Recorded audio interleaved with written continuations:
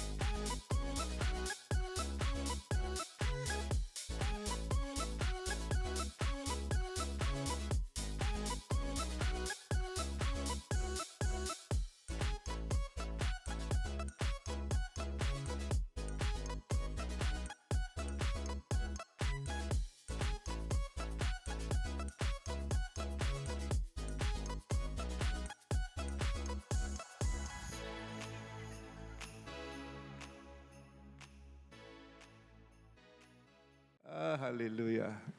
How many of you know that God is good? Berapa banyak dari Anda yang tahu bahwa Tuhan itu sangat baik? God is good. Tuhan baik. I'm going to share something with you this morning that some of you may feel a little bit uncomfortable. Saya akan membagikan sesuatu pada pagi hari ini yang mungkin akan membuat Anda sedikit tidak nyaman. Because I'm talking about you. Karena saya berbicara tentang Anda. And rest assured that if God is speaking to you this morning, Tapi percayalah jika Tuhan berbicara kepada Anda pada pagi hari ini, it is meant for you, not for the one sitting beside you. ini adalah untuk Anda, bukan untuk orang yang ada di sebelah Anda. Say after me, God speak to me this morning. Bicaralah kepada Tuhan. Tuhan bicaralah kepada saya pada pagi hari ini. Let's turn to 2 Chronicles chapter 8 verse 16. Mari kita buka di 2 Tawarik 8 ayat 16. 2 Chronicles 8:16 it says, "Now all the work of Solomon was carried out from the day of the foundation of the house of the Lord until it was finished. So the house of the Lord was well ordered." Dikatakan segala pekerjaan Salomo terlaksana dari hari peletakan dasar rumah Tuhan diletakkan sampai selesai, dengan demikian selesailah rumah Tuhan. Here the Bible says that when Solomon built the temple of God, Dikatakan bahwa pada saat Salomo membangun rumah Tuhan, he started from the foundation to the finish. Salomo mengerjakannya dari dasar sampai selesai. But God used another word to describe this temple. Tapi Tuhan mempunyai kata lain untuk rumah Tuhan ini. It was not just a finished house. Itu bukan hanya sekedar bangunan yang selesai. Anyone can finish a project. Semua orang bisa saja menyelesaikan proyek. But God said that this is something different. It is so well ordered. Tapi Tuhan berkata ini adalah sesuatu yang berbeda karena ini sangat terorganize. It is so well ordered. Ini sangat disusun dengan rapi. You see, a good house is not about the size, it's not about the looks, it's not about the architect. A good house is about how it's being built. Jadi rumah yang bagus itu bukan dilihat dari penampilannya atau ukurannya, tapi dilihat dari bagaimana cara membangunnya. You may have built a beautiful house. Anda mungkin bisa membangun rumah yang sangat indah. Very impressive. Everyone comes around and say, "Wow, it's so beautiful." Sangat bagus sampai semua orang yang datang bilang, wah bagus banget. But if the foundation of the house has not been properly laid, Tapi kalau pondasinya itu tidak benar, give another month, the whole thing will collapse. kasih 1 bulan aja itu bangunannya akan runtuh. A good house is not about the looks. Bangunan yang bagus itu bukan dari A penampilannya. good house is not about impressing people. Bangunan yang bagus itu bukan untuk mengimpresi people. A good Orang. house is about how or the way it has been built. Bangunan yang bagus itu dilihat dari bagaimana cara membangunnya. I'm talking about the church. Saya berbicara tentang gereja. I'm talking about your home cell. Saya berbicara tentang cell group Anda. I'm talking about your family. Saya berkata tentang keluarga Anda. I'm talking about your businesses. Saya berkata tentang usaha Anda. I'm talking about your life. Saya berbicara tentang hidup Anda. Your life itself is like a house. Hidup Anda sendiri itu seperti sebuah bangunan. No matter how beautiful you look, it is just a look. Tidak peduli seberapa cantik, seberapa baiknya Anda berpenampilan, itu hanya penampilan luar saja. And you know that the look only lasts for 5 years, 10 years, 20 years, 30 years, and that's about it. Dan Anda juga tahu bahwa penampilan itu hanya bertahan 5 tahun, 10 tahun, 20 tahun, 30 tahun dan sudah itu aja. You may spend millions on your look, but your look will not look good when the time comes.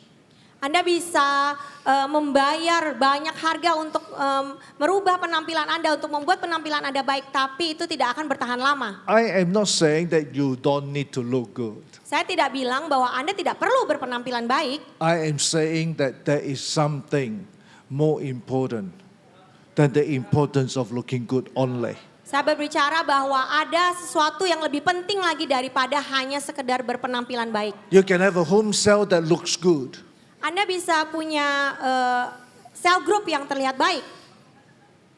but underneath there isn't very much going on.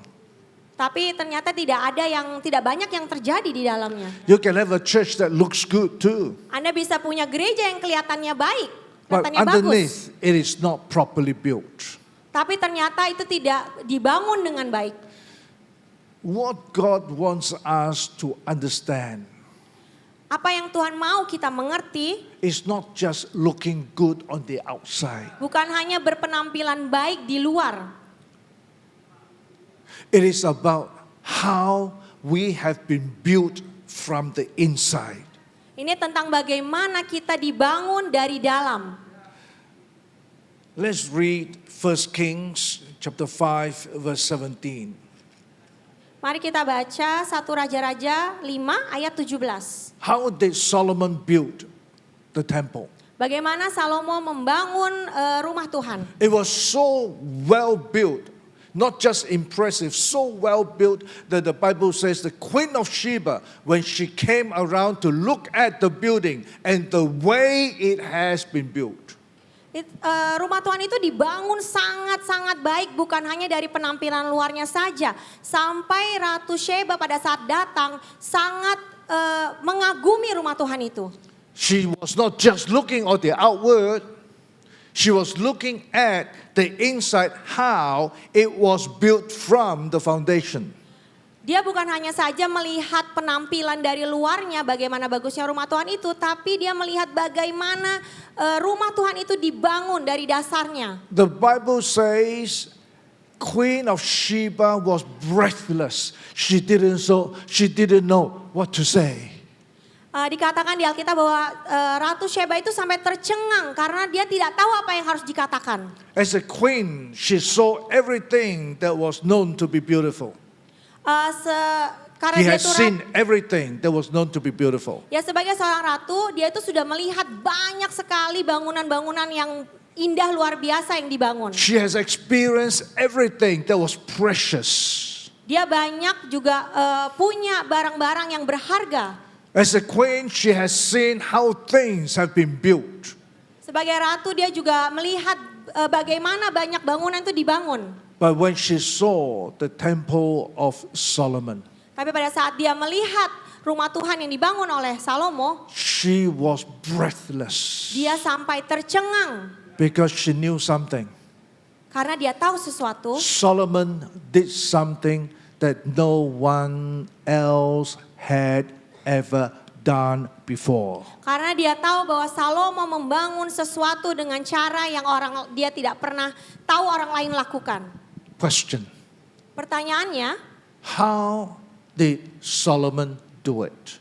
bagaimana Salomo melakukannya? In 1 Kings chapter 5 verse 17, Di 1 Raja-Raja 5 ayat 17, it says the king commanded.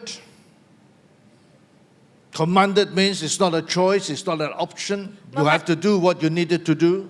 memerintah itu dikatakan raja memerintahkan. Nah, memerintah itu artinya itu tidak punya pilihan. Apa yang dikatakan raja harus dilakukan.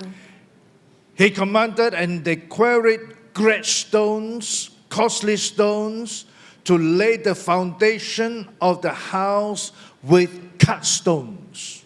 Raja memerintahkan agar mereka memecah batu-batu besar, batu-batu pilihan untuk membuat dasar rumah dari batu-batu yang dipotong itu. You look at chapter 6 verse 7. Sekarang kita lihat di pasal 6 ayat yang ke-7. The house, that's mean the temple, while it was being built, was built of stone prepared at the quarry. And there was neither hammer, nor axe, nor any iron tool heard in the temple while it was being built. Dikatakan ketika didirikan, rumah itu dibuat dari potongan-potongan batu yang telah disiapkan. Sehingga tidak terdengar bunyi palu atau kapak atau perkakas besi apapun selama pembangunan rumah itu. You put the two verses together. Kita gabungkan kedua ayat ini. Solomon did not just pick up the stones from the roadside. Salomo itu tidak hanya mengambil batu-batu dari pinggiran. He didn't bring the stones to the side and just build a temple. Dia tidak hanya mengambil batu-batu pinggiran itu dan membangun rumah Tuhan itu. These stones were quarried, that means they were cut from deep inside the mountain. Jadi batu-batu ini itu diambil dari pegunungan yang dipilih. And when Solomon was building this temple, Dan pada saat Salomo ini membangun rumah Tuhan, the Bible was very specific. There was no hammering, there was no cutting with axe, there was no any iron tool noises, no noises while the building was being built. dan pada saat Salomo membangun rumah Tuhan ini dikatakan dengan jelas di Alkitab bahwa tidak ada terdengar bunyi palu, kapak atau perkakas besi apapun selama Salomo membangun rumah Tuhan ini. I'm talking about Solomon's temple. Saya berbicara tentang rumah Tuhan yang Salomo bangun. The father of Solomon was King David. Ayah dari Salomo adalah Raja Daud. King David one day said to God, God, I'm doing well. Thank you for blessing me. Raja Daud pernah berkata, Tuhan terima kasih Tuhan, saya ini sangat-sangat baik, terima kasih telah memberkati saya. So I want to build a temple for you. Jadi saya mau membangun rumah Tuhan untuk engkau. God said to King David, Tuhan berkata kepada Raja Daud, no my son, tidak anakku, you are not going to build my temple. engkau tidak akan membangun rumahku. You know how to do a lot of things, but you wouldn't know how to build a temple. Engkau tahu banyak hal, tapi engkau tidak tahu bagaimana cara membangun rumah. You know how to fight wars and kill giants, but you don't know how to build a temple. Engkau tahu cara berperang dan mengalahkan raksasa, tapi engkau tidak tahu cara membangun rumah God Tuhan. said, I will appoint your son Solomon. Solomon will build the temple. Tuhan bilang, aku akan menunjuk anakmu Salomo dan Salomo yang akan membangun rumah Tuhan. Because David, there are things that I can teach you and you can learn, but there are things that you will not learn. Karena Daud ada sesuatu yang aku bisa ajarkan kepada kamu dan engkau belajar, tapi ada sesuatu yang engkau tidak bisa melakukannya. But building the temple, I know your son Solomon, he will know. Tapi aku tahu bahwa anakmu Salomo, dia akan tahu bagaimana cara membangun rumah So the Tuhan. way that Solomon built the temple was not his way, it was God's way. Dan bagaimana cara Salomo membangun rumah Tuhan itu bukan caranya Salomo tapi caranya Tuhan. It was not his way, his idea to say, I will cut large stones from the mountains, I will build the temple without noise. That was not Solomon's idea. Dari cara bagaimana dia mengambil batu-batu yang besar itu, memotongnya, dan sampai dia membangunnya dengan tidak ada bunyi-bunyian, itu bukan caranya Salomo, tapi itu caranya Tuhan. Solomon did it because God said, Solomon, you must do it this way.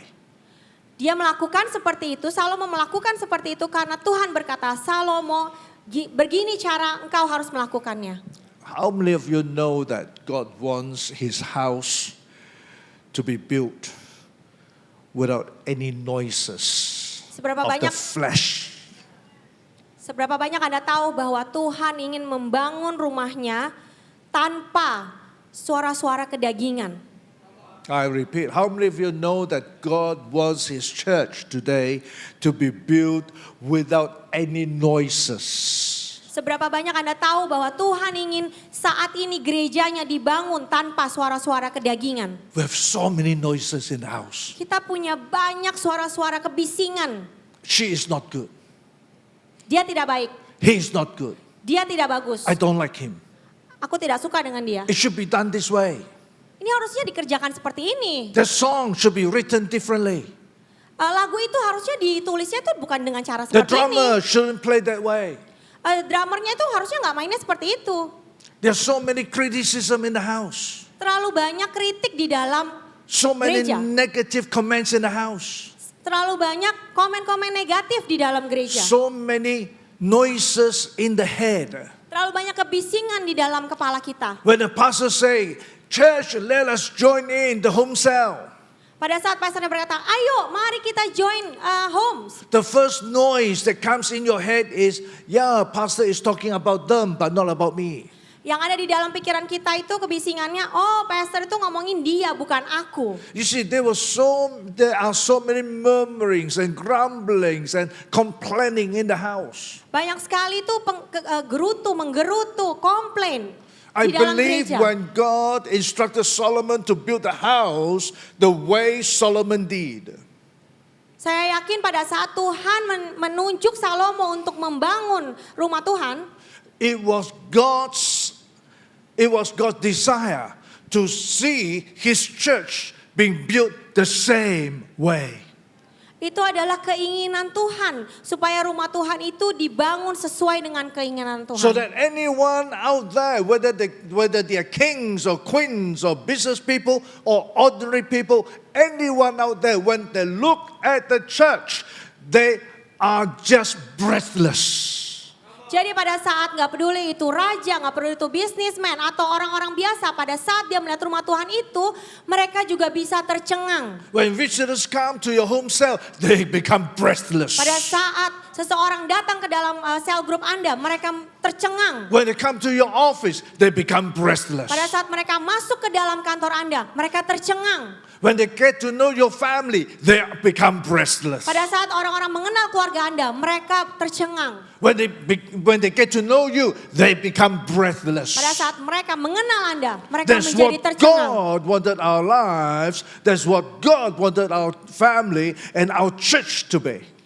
Inilah yang Tuhan mau di dalam gereja kita, keluarga kita, dan hidup kita. Let us look back at chapter 5, verse 17. Mari kita lihat kembali di 1 Raja-Raja 5 ayat 17. The Bible says, Solomon went to gather these huge or great stones. Ini dikatakan bahwa Salomo itu pergi untuk mengambil batu-batu yang sangat besar. They are not stones that you pick in the rivers. Itu bukanlah batu-batu yang diambil dari sungai-sungai. These huge stones were buried. They were deep. You have to dig them out from the mountains or from underneath the ground.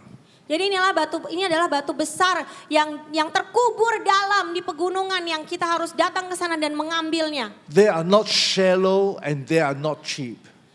Batu ini bukan batu yang dangkal, dia bukan dangkal dan dia nggak murah. We call ourselves builders, church. Berkata bahwa kita adalah builders. Are we deep Apakah kita mempunyai kedalaman rohani? or we are shallow? Atau kita kedalaman rohani kita itu dangkal-dangkal saja? Are we solid? Apakah kita itu Are we strong? apakah kita itu kuat? Are we firm? Apakah kita itu berprinsip? Or we being just pushed around and being... Atau kita bisa lari ke sana ke sini? We don't even know how to stand up straight and make a decision. Kita mungkin nggak tahu gimana cara kita bisa berdiri tegak dan membuat keputusan. The pastor come to you and say, "Excuse me, sir, I would like you to be involved in this worship ministry." Mungkin pastor datang dan bilang, oke, saya ingin Anda untuk terlibat di dalam worship, tim praise and worship. Because I see that you do carry a heart for worship. Karena saya bisa melihat kalau Anda mempunyai hati untuk penyembahan. Hey, pastor, let me think about it. Oh, let me pray about it. Give me a few days. Hei pastor, aku pikirin dulu ya, nanti coba aku doakan dulu pastor. Liar. Pembohong. You never want to pray. Anda tidak pernah mau berdoa. You already knew you don't want to be involved, so you ask for an excuse. Give me a few days to pray over it. Karena Anda sudah tahu kalau Anda tidak mau untuk join di tim praise and worship. Jadi You Anda, know God, God knows you. Anda tahu Tuhan dan Tuhan tahu Anda. You know your pastor knows you. Anda tahu pastor Anda dan pastor Anda juga tahu Anda. You can make a decision there and then. Anda bisa memutuskan saat itu juga.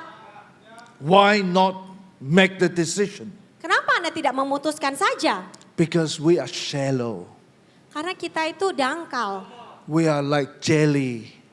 Kita tuh seperti jelly. We are like chocolate that you take out in the sun, it just melt. Karena kita tuh seperti coklat yang kalau kita dikasih di panas kita tuh meleleh. You know chocolate? Anda tahu coklat? You hold it in your hand long enough, it gets sticky, it melts in your hand. Pada saat Anda memegangnya terlalu lama di dalam tangan Anda itu akan meleleh ya. God will not use chocolate believers to build his house.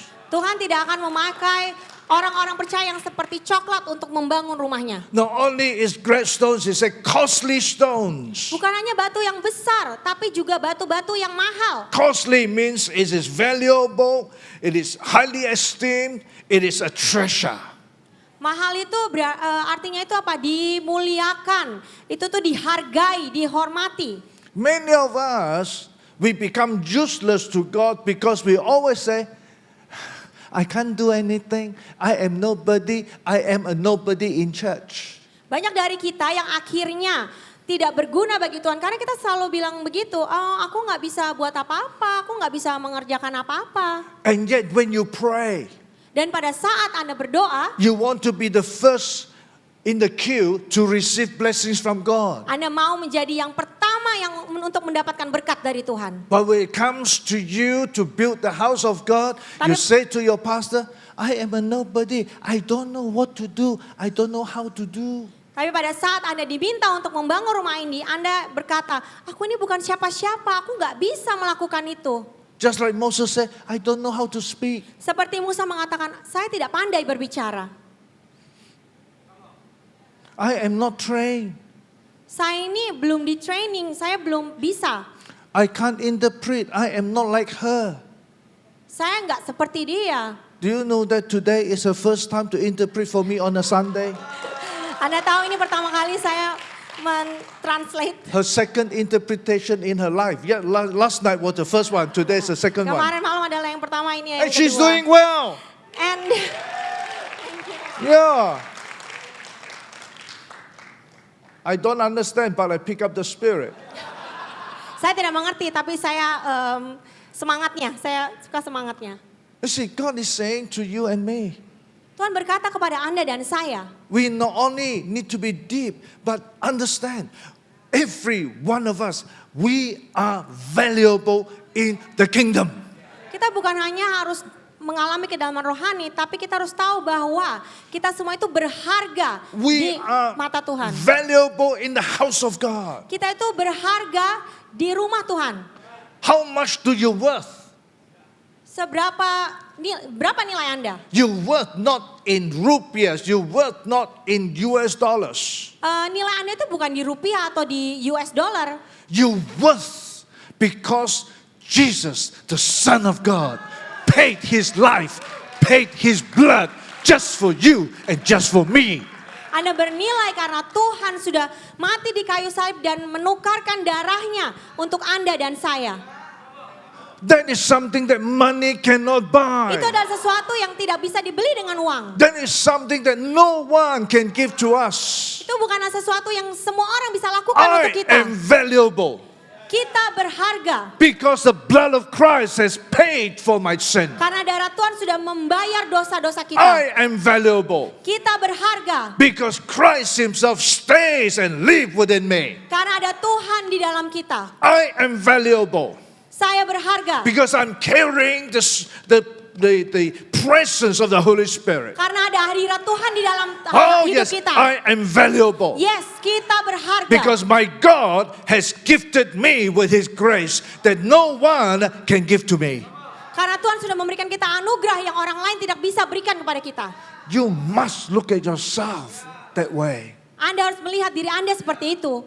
You are valuable not because you are clever.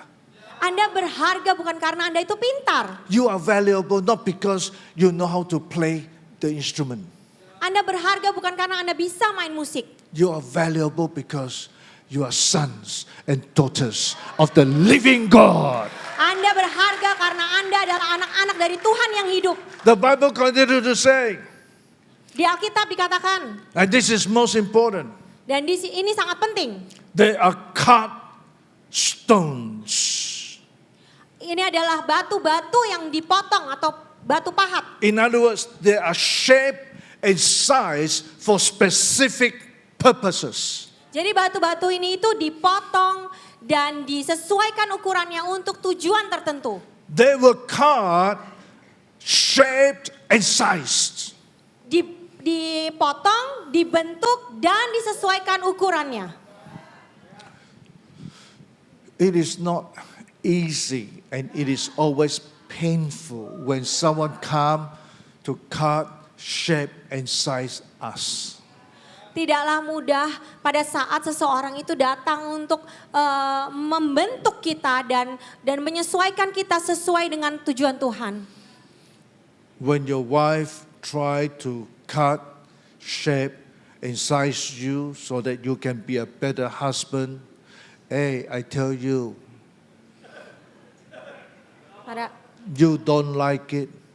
Pada saat istri Anda berusaha untuk membentuk Anda dan menyesuaikan Anda kembali kepada tujuan Tuhan, saya katakan kepada Anda, tidaklah mudah.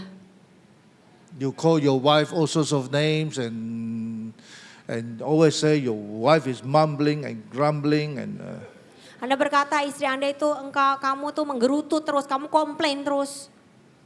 in the same way, when your husband tried to shape and size you so that you can be a better wife to him, Sama juga seperti pada waktu suami Anda itu membentuk Anda untuk menjadi seorang istri yang lebih baik. you don't like it, you just walk away.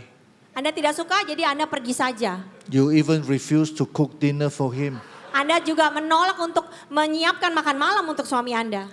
When your pastor come to you to shape and size you, you leave the church. Pada saat pastor Anda berusaha untuk membentuk Anda dan Anda tidak suka, Anda meninggalkan gerejanya. When your home cell leader talk to you and try to shape and size you so that you can be a better disciple, or you just walk away from the home cell. Pada saat home leader Anda berusaha untuk membentuk Anda dan Anda tidak suka, Anda pergi meninggalkan cell group Anda. Am I right or wrong? Apakah saya benar? I have people who walk away from my church. Saya punya juga beberapa orang yang meninggalkan gereja saya. There was a gentleman who came to my office with his wife. Ada seorang pria yang datang ke kantor saya beserta istrinya. He has been a problem to the church all the time. Dia sudah menjadi sebuah masalah bagi gereja untuk waktu yang sangat lama. I got a bit tired of him myself. Saya juga sudah sangat capek dengan dia. Then he asked me a wonderful question. Dan terus dia menanyakan sebuah pertanyaan yang sangat bagus kepada Okay, saya. okay, Pastor, tell me, Oke, Pastor, kasih tahu saya. what do you think is wrong with me? Menurut kamu apa yang salah dengan saya? What do you think is wrong with me? Menurut kamu apa yang salah dengan saya? I said, you want to know? Dan saya bilang, kamu mau tahu? Yeah, tell me, Pastor. Ya, kasih tahu saya, Pastor. I'm okay, you just tell me. Aku nggak apa-apa, kasih tahu aja. I said, the problem with you is that you are stubborn, you are not teachable, and you cause me a lot of problem.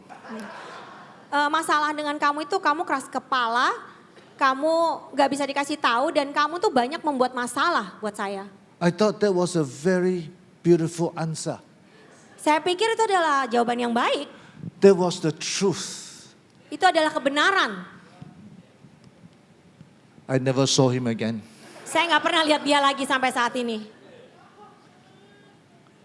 Because no one like to be shaped and sized. Because tidak ada orang-orang yang suka dibentuk dan disesuaikan. I know that some of you are here in Balikpapan because of work, because of transfer, and you were not originally from this church. Saya tahu banyak juga di antara Anda yang ada di Balikpapan karena pekerjaan atau karena suatu hal, dan Anda bukan berasal dari Balikpapan. You came from another church, another great church, wonderful church. Anda berasal dari gereja lain, gereja yang mungkin sangat bagus. They do things differently.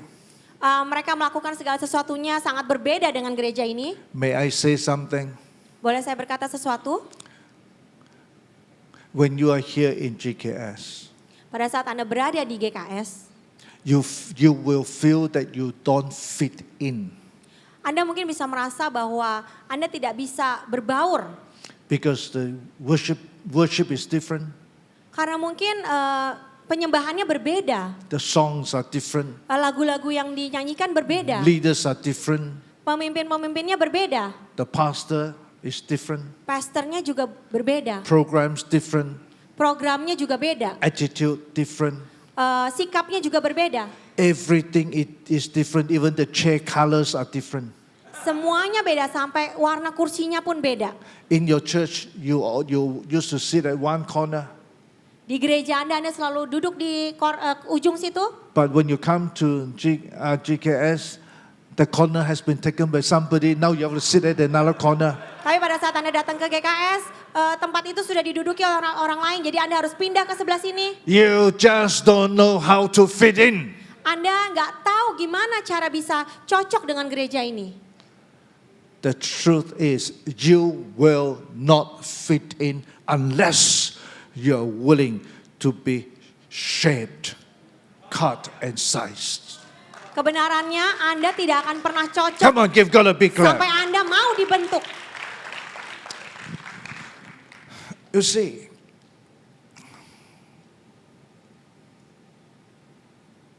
when Solomon brought in the huge stones, Pada saat Salomo membawa batu besar itu, before the stone arrived the temple site, sebelum batu besar itu sampai ke area rumah Tuhan, it has already been measured, itu dia sudah disesuaikan ukurannya, it has been cut, shaped, and sized. sudah dipotong, sudah dibentuk, dan sudah disesuaikan ukurannya sedemikian rupa. Every measurement Setiap ukuran is accurate.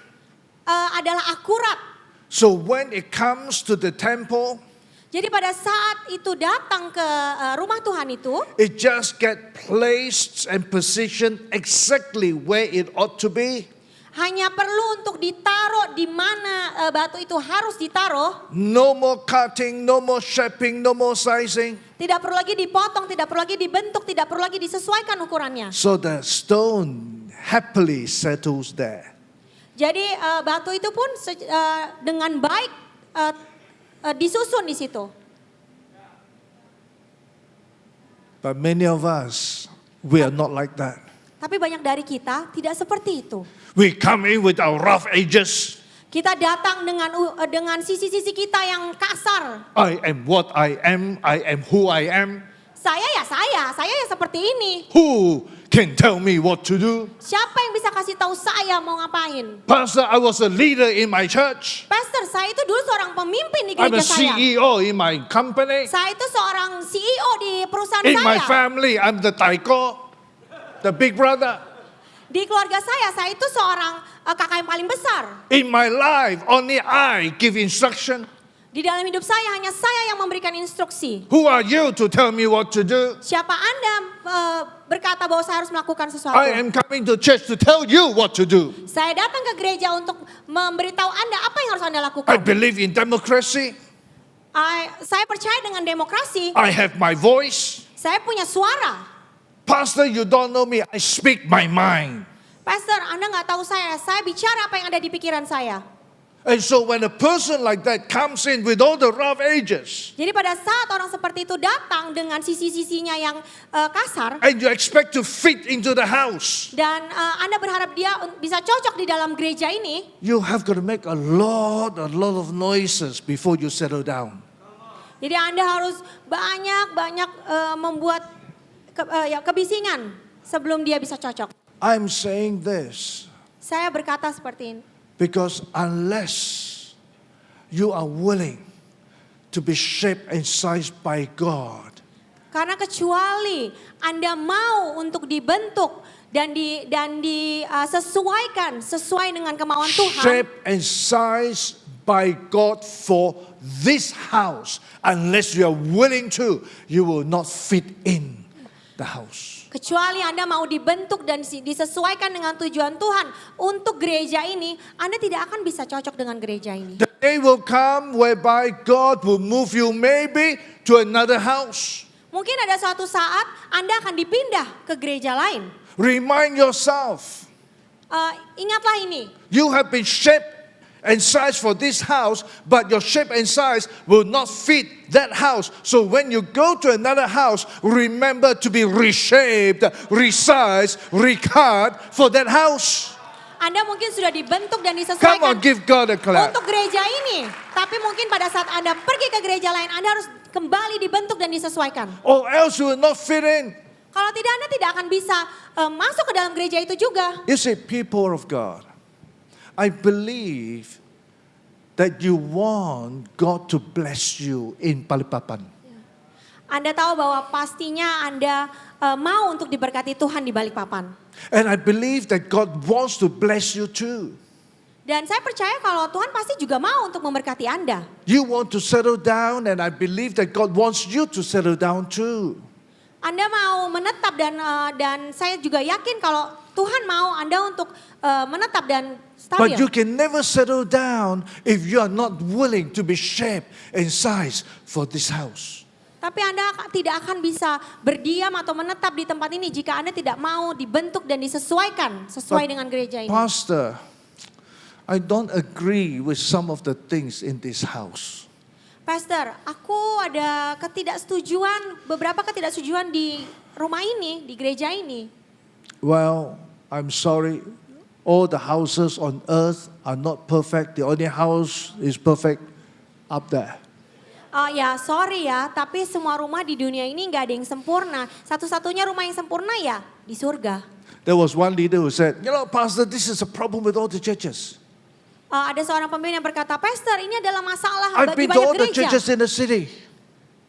Bagi banyak gereja di kota ini. This church have this problem, this church have this problem, this church has this problem. Gereja ini punya masalah ini, gereja ini punya masalah ini, gereja itu punya masalah Pastor, I itu. come to your church, also have your own problem. Saya datang ke gerejamu juga punya masalah. I said, sir, it's very easy. Saya berkata, ya ini sangat mudah sebenarnya. You either start your own church, Ya buat aja gereja sendiri. which I promise you will be another problem. Dan aku bisa berjanji bahwa itu akan menjadi sebuah masalah lagi. Or you talk to God and go up and join His church. Atau Anda bisa berdoa sama Tuhan dan pergi ke rumah Tuhan. You have no problem there. Anda tidak akan punya masalah di atas sana. No sorrow, no tears, Gak akan ada tangisan, gak akan ada kesedihan. no offering too.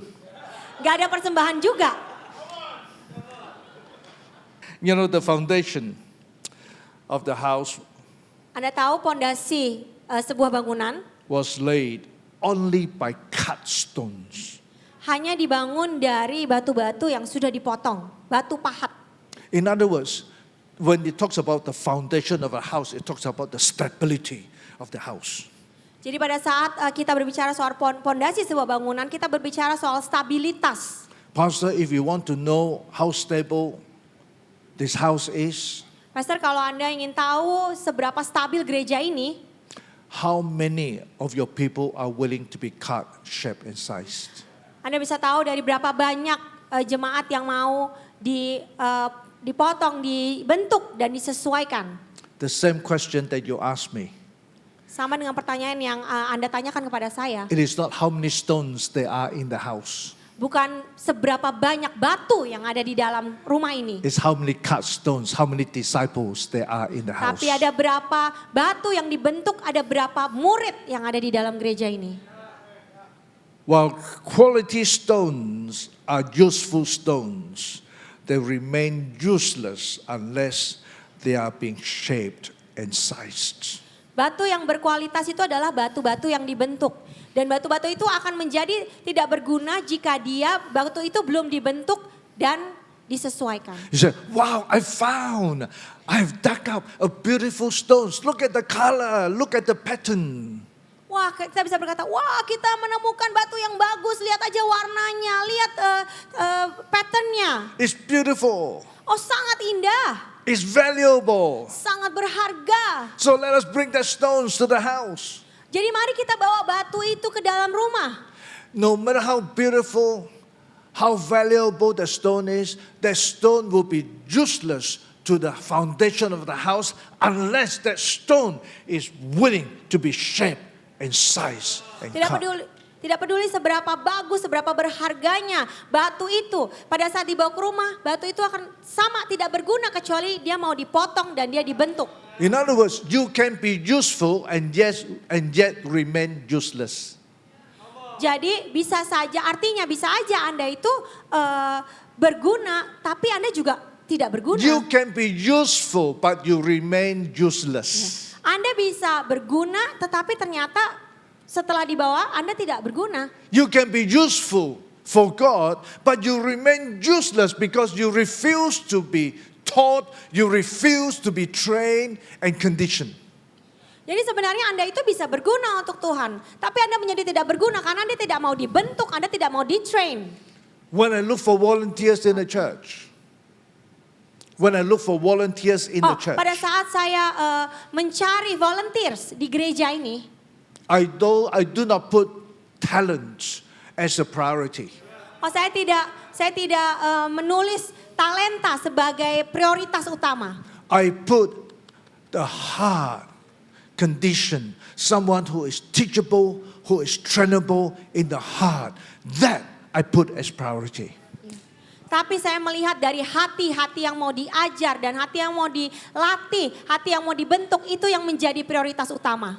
In the same way, if you are in the human resource, HR, in your company, do not look for people who say, oh, you know how many degrees I have, oh, you know what I can do, how gifted, how talented I am. Don't look for people with talent. Ya juga sama seperti pada Anda bekerja sebagai seorang HRD.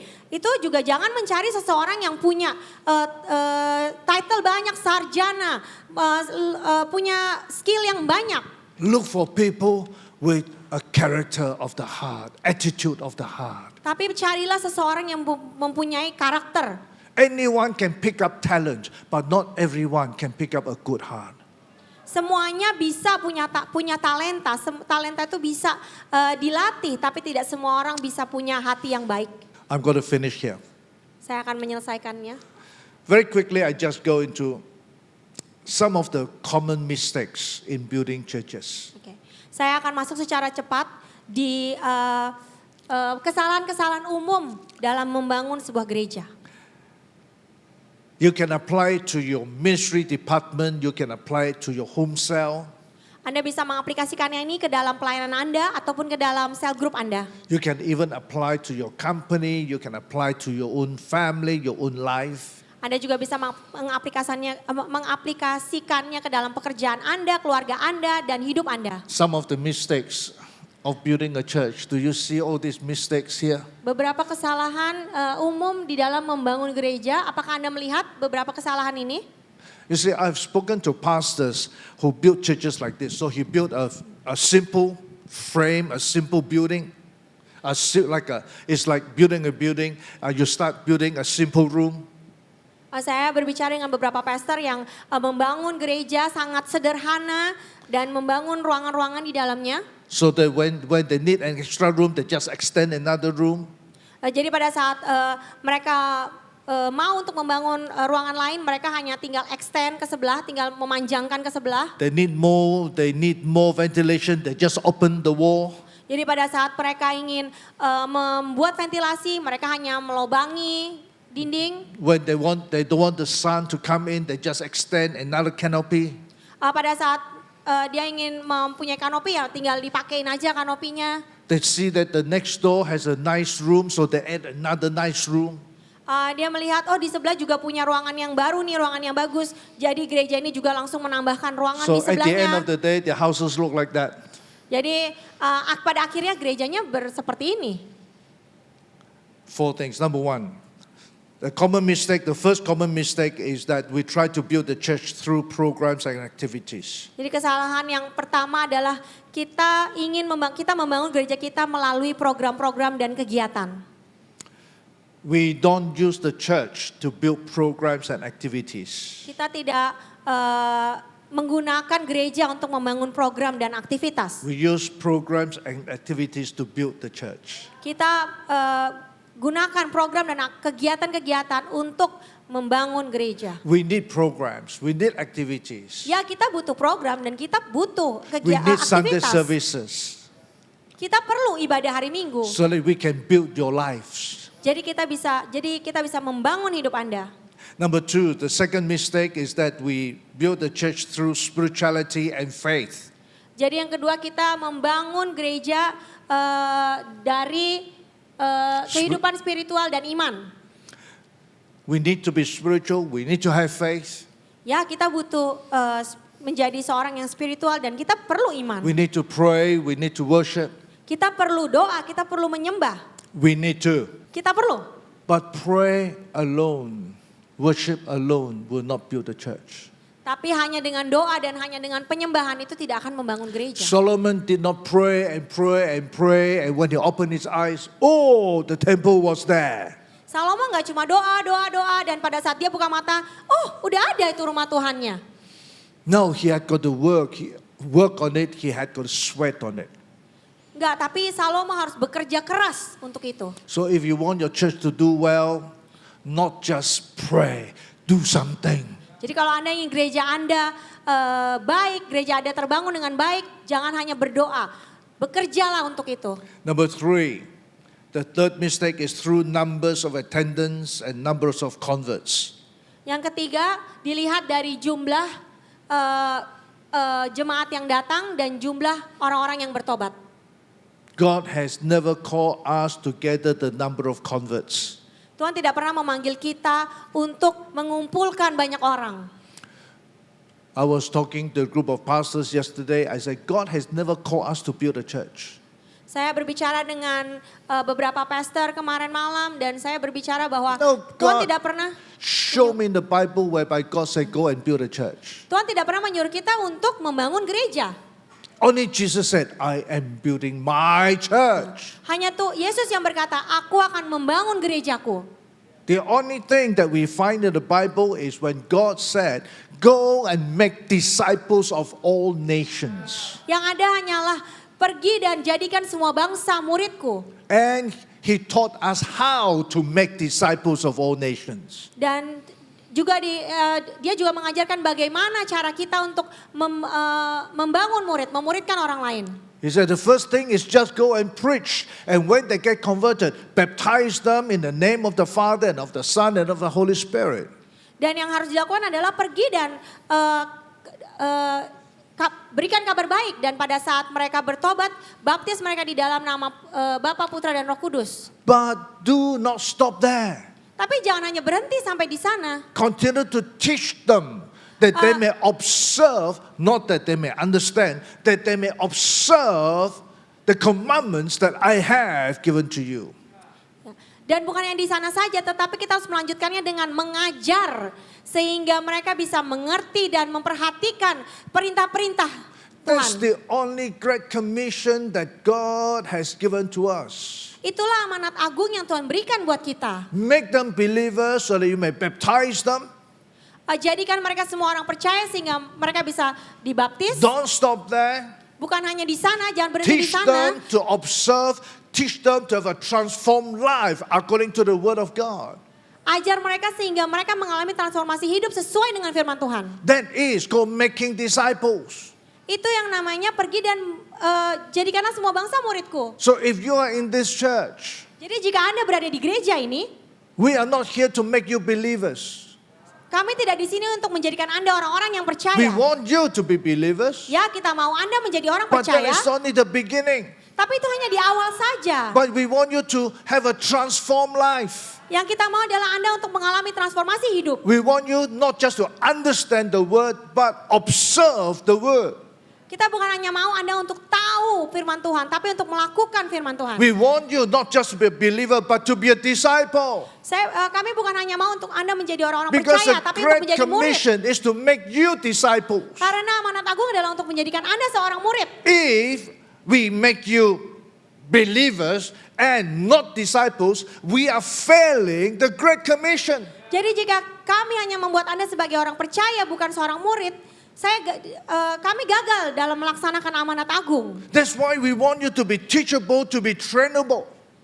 Makanya kita mau Anda untuk mau punya hati yang mau diajar dan mau dilatih. That's why we want you to be cut and shaped and sized so that you can fit yourself in the house of God the way that God wants you to be fitted. Maka dari itu kami mau Anda untuk dibentuk dan disesuaikan sesuai dengan apa yang Tuhan mau taruh di dalam hidup So Anda. as the church grows, you grow too. Jadi seiring dengan gereja ini bertumbuh, Anda juga bertumbuh. You don't grow without the church growing.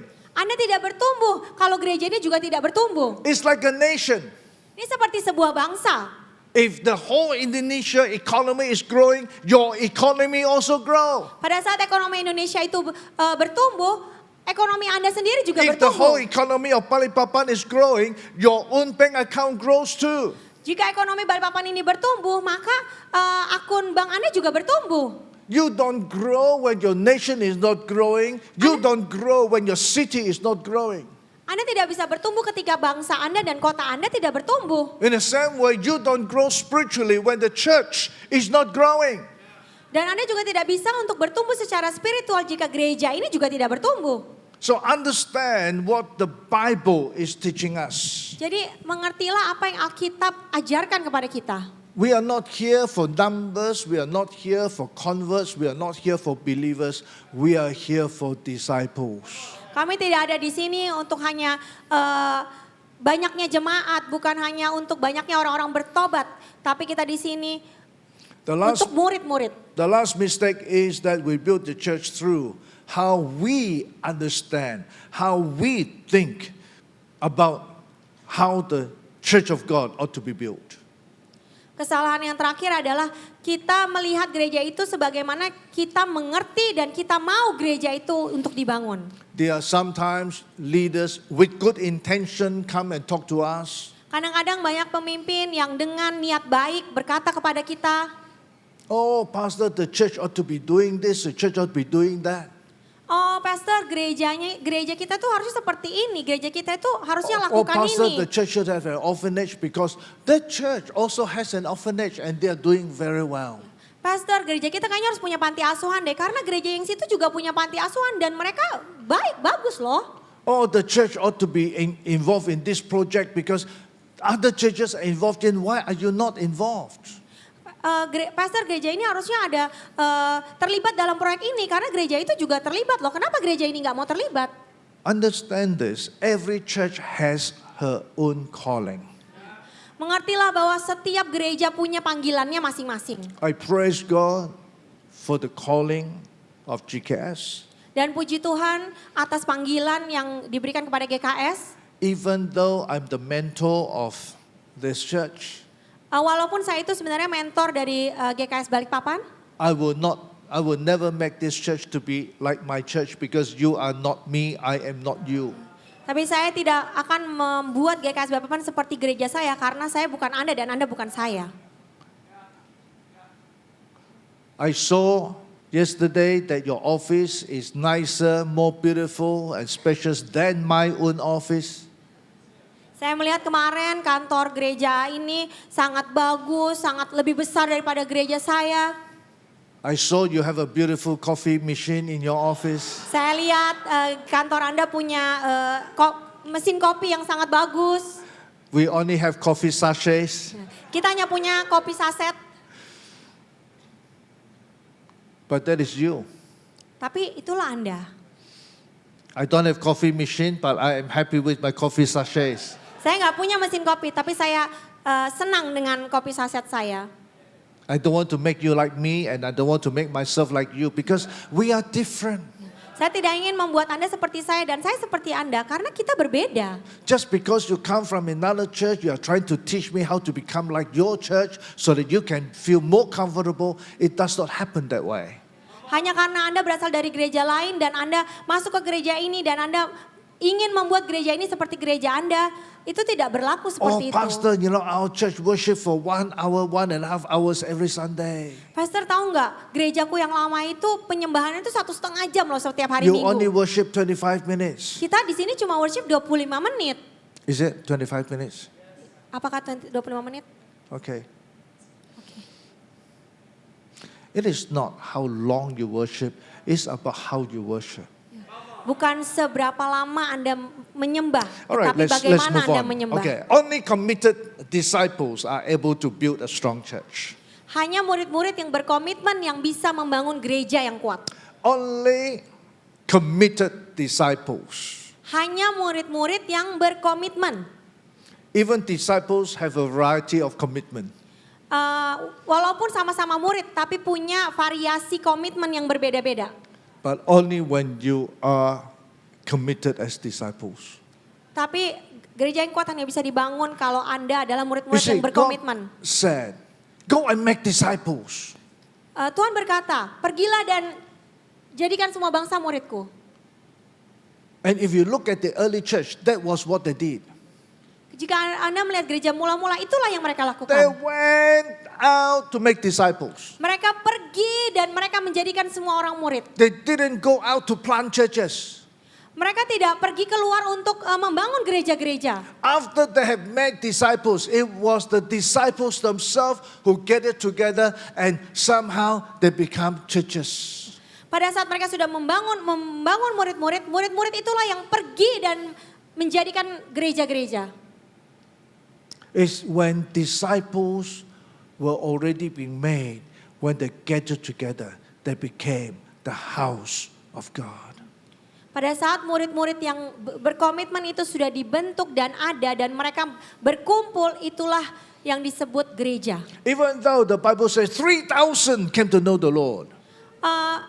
Walaupun Alkitab berkata ada 3.000 orang yang datang untuk mendengarkan Tuhan. They did not become a mega church. Mereka juga tidak menjadi sebuah gereja yang sangat besar. No mega churches. Tidak ada gereja yang besar. But the 3,000 became many churches. Tapi 3.000 orang itu menjadi beberapa gereja. In Mark chapter 8 verse 34. Oke, di Markus 8, Verse 34. Markus 8 ayat 34. Anyone who wishes to come after me, he must deny himself, take up his cross, and follow me. Lalu Yesus memanggil orang banyak dan murid-muridnya dan berkata kepada mereka, jika seseorang mau menjadi pengikutku, ia harus menyangkal dirinya, memikul salibnya dan mengikut aku. Jesus was talking to those who were believers. Tuhan berkata kepada mereka yang hanya percaya, orang percaya. They may be believers, but they were not followers. Mereka mungkin orang percaya, tapi mereka bukan pengikut Yesus. You can be a believer of Christ Jesus, Anda bisa menjadi orang yang percaya Yesus Kristus. but you are not a follower of the word of Christ Jesus. Tapi Anda bukan pengikut firman Tuhan. You're a believer of the word, but you're not the doer of the word. Anda mungkin percaya dengan firman Tuhan, tapi Anda tidak melakukan firman That Tuhan. was what Jesus said. Ini bukanlah yang Yesus katakan. You want to be a follower, you want to be a doer. Anda mau menjadi pengikutku dan Anda mau menjadi orang-orang yang melakukan firman-Ku. In other words, you want to be more than just a believer. Anda ingin menjadi lebih dari sekedar orang percaya. Put your ego, put your pride, put your own agenda aside. Ya. Buang semua ego dan agenda kita, pribadi kita. Pay the price. Bayar harga. Come early on Sunday. Datang lebih awal hari Minggu. Be committed to your home cell. Menjadi komitmen di dalam home. Pay the price. Bayar harga. Contribute to the building of the house. Berkontribusi dalam pembangunan gereja. I'm not talking about just contribute financially. I'm talking about contributing your time, your talents, your gifts. Saya bukan hanya berkata soal materi, tapi saya berkata berkontribusilah dengan talenta Anda, dengan waktu So you Anda. want to be a follower of Christ? Anda mau menjadi pengikut Yesus? More than just a believer. Lebih dari sekedar percaya, You need to deny yourself. Anda harus menyangkal diri Anda. Carry up your cross Pikul salib and follow. dan ikuti Tuhan. And this is a lifetime journey. Dan ini adalah perjalanan seumur hidup. And that's why I call my sermon Discipleship Journey. Dan makanya judul khotbah hari ini adalah perjalanan pemuritan.